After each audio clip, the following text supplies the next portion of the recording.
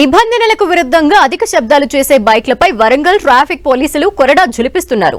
హనుమకొండలోని Adalat junction దగ్గర bike సైలెన్సర్లని ధ్వంసం చేశారు. రోడ్ రోలర్తో సైలెన్సర్లని తొక్కించారు. కంపెనీతో వచ్చిన సైలెన్సర్లని మార్పు చేయొద్దని సూచించారు. ఒకవేళ ఎవరైనా రూల్స్ అతిక్రమిస్తే వాహనదారుడితో పాటు మార్పు చేసిన మెకానిక్ పై క్రిమినల్ చర్యలు తీసుకుంటామన్నారు.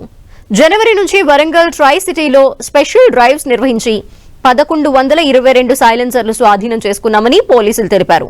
బైక్లు నడిపే వారితో పాటు మైనర్లు డ్రైవింగ్ చేస్తే తల్లిదండ్రులపైన చర్యలు తప్పవని హెచ్చరించారు.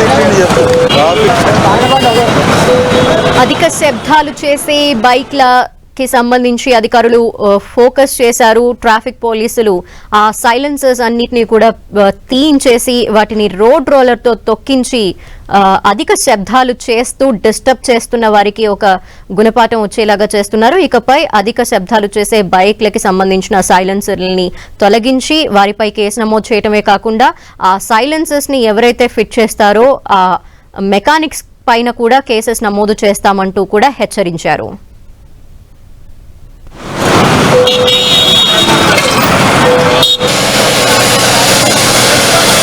కెమెరా దాదా కాబట్టి చెప్తా ఇప్పుడు